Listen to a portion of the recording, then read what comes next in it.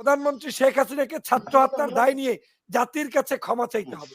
দ্বিতীয় দাবি হচ্ছে আইন শৃঙ্খলা রক্ষাকারী বাহিনী ও আওয়ামী সন্ত্রাসী কর্তৃক ছাত্র হত্যার দায় নিয়ে স্বরাষ্ট্রমন্ত্রী আসাদুজ্জামান কামাল, সড়ক পরিবহন সেতুমন্ত্রী ওবায়দুল কাদের, শিক্ষামন্ত্রী মহিবুল হাসান চৌধুরী নোফেল, আইনমন্ত্রী আনিসুল হককে পদত্যাগ করতে হবে। তারা 9 দফা দাবি পেশ করেছে। সেই 9 দফা দাবির মধ্যে তারা স্পষ্ট করে বলে দিয়েছে আওয়ামী লীগ সারা বাংলাদেশে তারা যে এখন নাটক সিনেমা করছে, এই নাটক সিনেমা এখন সাধারণ শিক্ষার্থীরাও অ্যাকসেপ্ট করে নাই। তবে জুলুম করছে, নির্যাতন করছে, নিপীড়ন করছে। তাদের আন্দোলনকে বন্ধ রাখার জন্য সমগ্র বাংলাদেশের ইন্টারনেট ব্যবস্থা থেকে শুরু করে সবকিছু বন্ধ করে যে কাজটা তারা করেছে সেটা হচ্ছে গণহত্যা চালিয়েছে।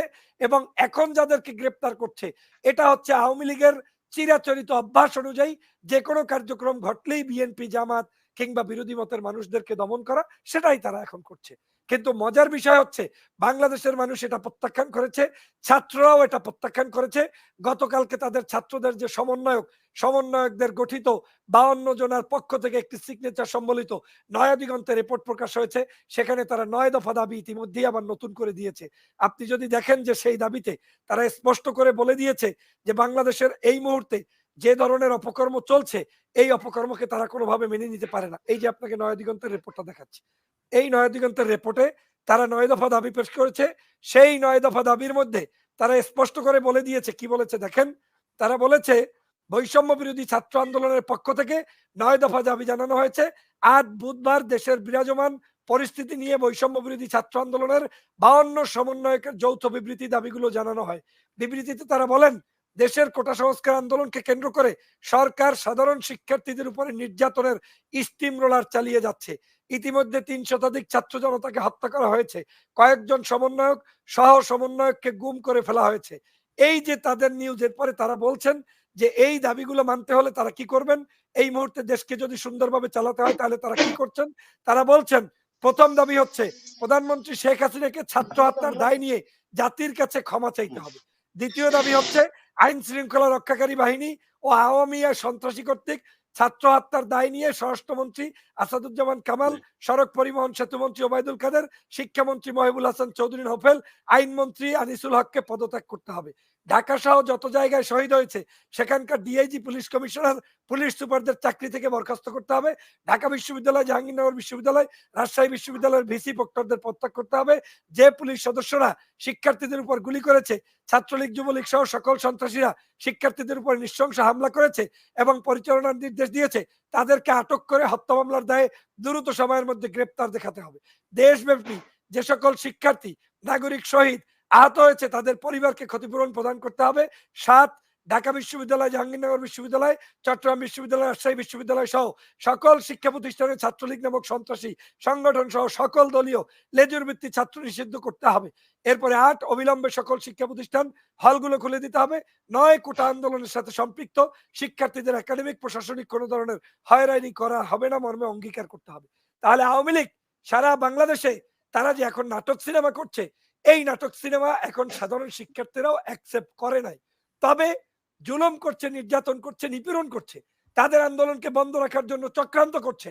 কিন্তু বাস্তবিক অর্থে হচ্ছে বাংলাদেশের জনগণ এই আন্দোলনের সাথে যেমন সমর্থন জানিয়েছে, পাশাপাশি জনগণ বিশ্বাস করে যে বাংলাদেশের একমাত্র সমাধান হচ্ছে শেখ হাসিনার ফ্যাসিবাদের হাত থেকে বাংলার মানুষকে মুক্তি এবং শেখ হাসিনার পদত্যাগ। আপনি জানেন যে এই রকম নিষ্ঠুরতা হতে পারে না। আজকে অলরেডি আপনার বিভিন্ন দেশ থেকে, দেশি বিদেশি বিভিন্ন জায়গা থেকে এই ফ্যাসিবাদের বিরুদ্ধে গর্জন উঠেছে। আপনি দেখেন মালয়েশিয়ার মতো রাষ্ট্র 123 জনের মতো তার নাগরিককে স্পেশাল ফ্লাইট দিয়ে বাংলাদেশ থেকে তাদের দেশে মানে নিয়ে গিয়েছে। কেন নিয়েছে? যুদ্ধহত একটি দেশ। বাংলাদেশে কার কোন সময় জীবন যায় তার কোনো স্টেশন নাই। সে কারণে বলছি এই সময় কত মানুষ হত্যা করেছে তার ইয়াত্তা নেই। তবে তাদের সংখ্যা নিয়ে বাংলাদেশের মিডিয়াও কোনো কাজ করছে না। যেমন আপনি দেখেন সময় টিভি সকাল সন্ধ্যা দালালি করছে, শেখ হাসিনার কান্না প্রকাশ করছে, শেখ হাসিনার বক্তব্য প্রকাশ করছে, কিন্তু কোনো শিক্ষার্থী, কোনো নির্যাতিত মানুষ, কোনো মৃত্যুবরণকারীকে নিয়ে কোনো ধরনের রিপোর্ট তারা প্রকাশ করছে না। এর দ্বারাই মনে হচ্ছে যে এটা সম্পূর্ণ একটি কিলিং মিশন এবং সরকারের প্ররোচনায় হচ্ছে। আমার বক্তারা, পূর্ববর্তী বক্তারা যেটা বলেছেন যে আমাদের কোনো ষড়যন্ত্র, নো, বাংলাদেশ জাতীয়তাবাদী দল এবং জামাত সহ বাংলাদেশের যারা রাজনীতি করছে তাদের কোনো ষড়যন্ত্র নেই। তারা চায় বাংলাদেশের নাগরিকের উপরে অনধিকার চর্চা করেছেন, সেটাকে আপনাকে অধিকার হিসাবে ফিরিয়ে দিতে হবে।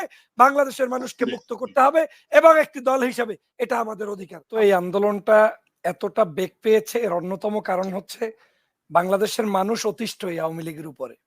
শুধুমাত্র আপনি এটাকে কোটা সংস্কার আন্দোলন মনে করলেই হবে না। কোটা সংস্কার আন্দোলনের হয়তো সূত্রটার সূচনায় ছিল, কিন্তু আজকে যেভাবে প্রতিদিন মানুষদেরকে হত্যা করা হচ্ছে, নির্যাতন করা হচ্ছে, সাবেক বিভিন্ন সময়ে যেভাবে প্রতারণা করা হয়েছে, ভোট চুরি করা হয়েছে, এই সবকিছুর সমন্বয়ে সামনের দিনগুলো আমি মনে করি আরো জটিল আকারে ধারণ করবে। সরকার যত পৈশাচিক নির্যাতন করবে, এই নির্যাতনের বিপক্ষেই মানুষ এসে বুক পেতে দাঁড়িয়ে যাবে। আপনি দেখেন গত প্রায় যতগুলো আন্দোলন বাংলাদেশে হয়েছে, সবগুলো আন্দোলনেরই কিন্তু কিছু না কিছু আপনার পজিটিভ সাইডও বিশ্লেষণ করতে পারবেন, নেগেটিভও পারবেন। আন্দোলনকারীদের সফলতাও পারবেন, ব্যর্থতাও পারবেন। কিন্তু এইবার একমাত্র আন্দোলন, যেই শিক্ষার্থীদের আন্দোলন শিখিয়ে গিয়েছে যে বুক কিভাবে পেতে দিতে হয় গুলির সামনে। কিন্তু এই পাষণ্ডদের হৃদয়টি ওই বুক দেখেও তারা গুলিবর্ষণ বন্ধ রাখে নাই, তারা কিন্তু গুলিবর্ষণ করেছে। শেখ হাসিনা প্রতিদিন যে কাজগুলো জাতির সাথে করছে, যেমন আজকেও মেট্রো রেল দেখতে যাচ্ছে। কতজন মানুষ রিয়েলি মারা গেল তার কোনো খোঁজ নিচ্ছে না কেউ, এমনকি কোনো পত্রিকাও দিচ্ছে না। তার মানে কি এই বিষয়গুলো প্রতিটা মুহূর্ত মানুষের হৃদয়ের ক্ষোভকে আরো বৃদ্ধি করছে। যেমনটা শেখ হাসিনার বক্তব্যে রাজাকার শব্দ উচ্চারণ, এটাই কিন্তু মানুষ ক্ষোভ বৃদ্ধি পেয়েছে। পরে আবার কালো কাপড় পরে এসে বক্তব্য দিলেন, সেখানে সাইদদের নামই উচ্চারণ করলেন না। জনগণ কিন্তু আরো বেশি ক্ষিপ্ত হয়েছে। এবং এখন যেটা মনে হচ্ছে, সাধারণ ছাত্র সমাজের পাশাপাশি সকল দেশবাসী মনে করে যে শেখ হাসিনা চূড়ান্তভাবেই এটাকে রাজনৈতিকভাবে মানে এই দেশের নাগরিকদেরকে দমন পীড়নের মধ্যেই থাকতে চায়, যেটা থেকে উত্তরণের জন্য সবাই এখন কিন্তু দাঁড়াবে। সামনের দিনগুলো আরো ভয়াবহ হবে যদি শেখ হাসিনা দ্রুত সম্ভব তার যদি বুদ্ধি শুভবুদ্ধি হয়, তাহলে সে যেকোনো একটা পলিসি অ্যাপ্লাই করে বিদায় নেওয়া উচিত। এবং সেক্ষেত্রে সে চাইলে এখন যে পরিবেশ আছে তাতে কিন্তু রাজনৈতিক একটা বিভিন্ন আলোচনার মধ্যে দলগুলোকে ডেকে, সবাইকে ডেকে যে আমি যা করেছি ভুল করেছি, বিগত দিনে যা করেছি সব শেষ করে দাও, আমাকে মাফ করে দাও, আমি এখন আমাদের দেশ গঠন করার জন্য তোমাদেরকে নিয়ে একটা পরামর্শ চাই। হতে পারে সেটা একটা তত্ত্বাবধায়ক সরকার। আমি এটা বলছি according to point of my view. কারণ আমার কাছে মনে হচ্ছে এটা শেখ হাসিনার জন্য বেস্ট চয়েস। যদি সে উদ্যোগ নেয় তাহলেও সে অন্তত আওয়ামী লীগকে বাংলাদেশে টিকাইতে পারবে, কিংবা তার দলকে রাজনীতির সুযোগ করে দিতে পারবে।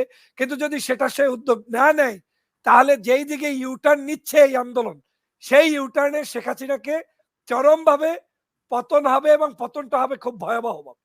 ভয়াবহ ভাবে এই জন্য হবে যে আওয়ামী লীগও চিন্তা করতে পারে নাই যেই ভয়াবহতা এইবার আন্দোলনে দেখেছে তিনি। তাহলে আগামী আন্দোলন যাদেরকে এখন জেলে নিচ্ছেন, যেই সকল মা বোনের কোল খালি করেছেন, যেই সকল সন্তানদেরকে গুম করেছেন, সেই সব কিছুর বিস্ফোরণ যখন একসাথে হবে, তখন সেটা কোনো অবস্থায় শেখ হাসিনা নিতে পারবে না। আপনি দেখেন আমাদের এক বন্ধু ভাই ইস্তিয়াক ভাই, তিনি একটা পরামর্শ দিয়েছেন। আমি নিজেও এটা ভেবেছি গতকালকে থেকে। বাংলাদেশে আমার মনে হচ্ছে এখন একটা যুদ্ধ চলছে। এটাকে বলতে পারেন আফটার কি বলে separation from Pakistan, this is a second time মুক্তিযোদ্ধা হিসেবে আপনি এটাকে একটা আমাদের মধ্যে নেক্সট যারা সরকার আসবে তাদের অবশ্যই এটাকে একটা জাতীয় স্বীকৃতি দিয়ে তাদের জন্য সেরকম স্মৃতিসৌধ করতে হবে। সমগ্র যারা শহীদ হয়েছে তাদের নামগুলো ওখানে বিশ্লেষণ সহকারে কোন বিশ্ববিদ্যালয়ের ছাত্র ছবি সহ সেটা করতে হবে, জাতীয় একটি দিবসে পরিণত করতে হবে। এবং এটাই হতে হবে ছাত্র সমাজের স্পিরিট, এবং ছাত্ররা এটার উপরেই প্রজ্বলিত হয়ে সব সময় নৈতিকতার পক্ষে থাকবে। কারণ আপনি যখন ইতিহাসকে বিক্রি করে ফেলবেন, ইতিহাসকে জঙ্গিবাদের সাথে তলানিতে ডুবিয়ে ফেলবেন, তখন এই জাতীয় দিবসগুলো হারিয়ে যাবে এবং একটা পর্যায়ে গিয়ে শিক্ষার্থীরা তাদের চেতনাবোধ পাবে না। ভবিষ্যৎ শিক্ষার্থীদের স্বার্থে আমি মনে করি দল মত নির্বিশেষে সকলের স্বার্থেই এই শিক্ষার্থীদের যথাযথ সম্মান দেওয়া উচিত, এবং তাদের জন্য সেটা করতে হবে। তবে আর কেউ করুক বা না করুক, আমি মনে করি অন্তত আমার যদি সুযোগ থাকে বিএনপি গভর্নমেন্ট ফর্ম করলে অবশ্যই আমি অন্তত উত্থাপন করব, বলার সুযোগ করব, কিংবা এটা নিয়ে আন্দোলন করব। কারণ আমি মনে করি এই মানুষদের রক্ত কোনোদিন বৃথা যেতে পারে না, এবং এদেরকে স্মৃতিচারণের মধ্যে আনলেই সকল অনৈতিকতা, সকল চাপিয়ে দেয়া, আপনার কি বলে জুলুম নির্যাতন, তার বিরুদ্ধে ছাত্র সমাজ রুখে দাঁড়ানোর একটি চেতনা পাবে, সেটা আমি বিশ্বাস করি।